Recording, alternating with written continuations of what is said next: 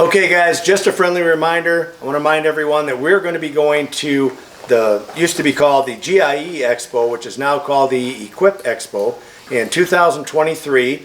And we're going to have a booth there for the mosquito police. I hope that you guys can come up and finally get the opportunity for you and I to talk, to meet each other. Well, I've talked to a lot of you guys over the years, and I'd love to put a face to it, you know. So I hope you come and join us. Steve, where are we going to be at? We're going to be at booth 42114, October the 17th through the 20th. Be great to meet all of you. All right, hope to see you there. Hi everybody, this is George Packard. Today I want to talk to you a little bit about something that happens in business quite often, and that is when other people come along and try and take what you have. It seems since the beginning of time that when you go out and you find something that makes you money and you start making good money at it, all of a sudden people see it. When they see it, they start to imitate it. When they start to imitate it, they want what you have. This has been that way since the beginning of time. People always want what the other guy has. There's no way around it. It's going to continue to happen. It's how you deal with it. So all you people out there that have this going on in your businesses, could be lawn care, landscaping, plumbing, electrical, no matter what it is, there's always somebody out there that's trying to beat you out of it. There's always somebody that's trying to win the work instead of you, and it seems like a constant battle. And it is a constant battle, and it's never going to change. It's always going to be there. So what you have to learn to do is to adapt yourself to that, okay? Adapt yourself to why that's happening and how do I beat that? How do I beat my competition at this thing? I've got a few tips I'd like to share with you, and hopefully it'll shed a little light on things that we've done that have helped us beat our competition and see if they make sense for you. So the solution for me in most cases is to outmarket my competition, okay? So I want to go in when I do my marketing. I do a lot of different things when I market, okay? And I do know where you guys are coming from when you say, well, yeah, that's great, George, go ahead and do that, but how do I do that without a lot of money if I don't have a lot of money? What you better do is you better allocate a certain amount of your paycheck every week should go into your marketing plan. You need to have a marketing strategy all built up in your head to say, hey, I want to maybe do door hangers. Maybe I want the website done. Maybe I want to do Facebook. I want to do all these different things. Number one, find out what's cheap that you can do and the biggest bang for your buck, okay? And that's going to vary by region. For us, we do a ton of door hangers, and that works well for us because we're able to reach people directly, okay? And that seems to work. That's one of the best ones that I have that I use. Everybody's on social media today.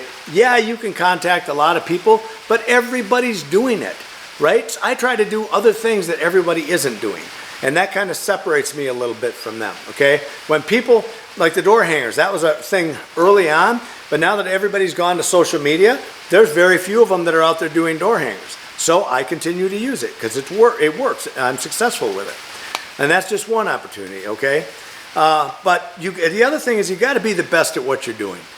If you have a guy, let's say he's got a lawn care company, and this guy is just kicking ass and taking names, and he just keeps getting bigger and bigger and bigger, and you don't seem to be growing. You seem to be stunted, and you feel like this guy is just kicking your ass. So there's a couple things that could be happening. Number one, could be coming in there and underbidding you. Don't get in that war with him. You don't want that war. You don't want to be in there. You want to win the work, but you don't want to bid it cheap.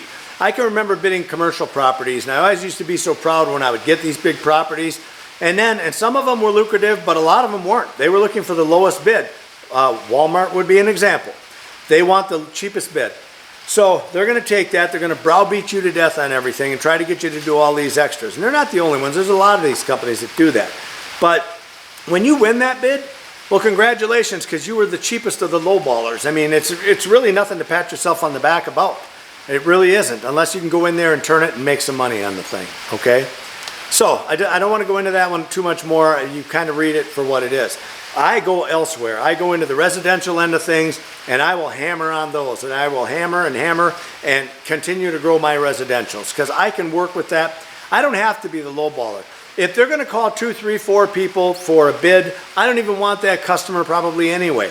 You know, I mean, I want the guy that when I give him my price, he accepts it, and we move on and we have a good relationship. Those are the kind of guys that also give you the extras all the time. So that's why I like those type of customers.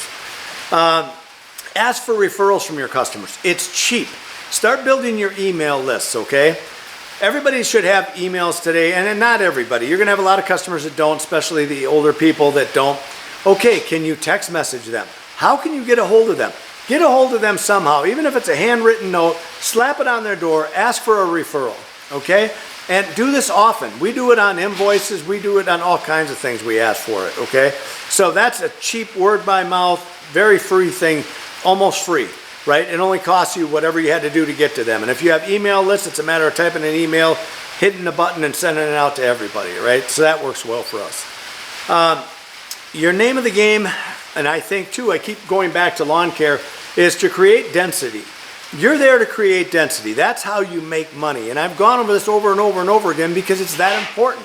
When you get one job on one street, you market to that entire street because your goal is to get everybody on that street.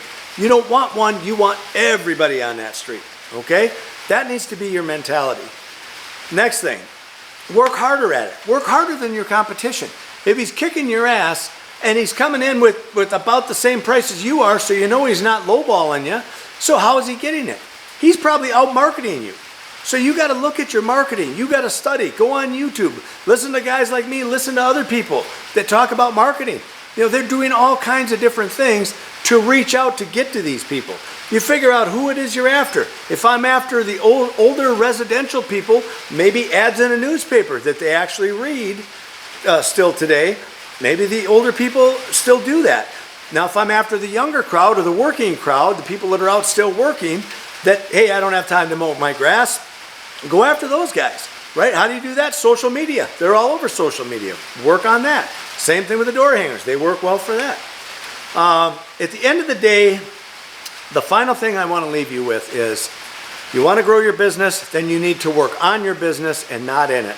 Get yourself out of the truck as fast as you can so that you can be in the office working on your business. Like, hey, now I have the time to come up with a marketing plan, study this, study that, study these locations in different streets and different areas.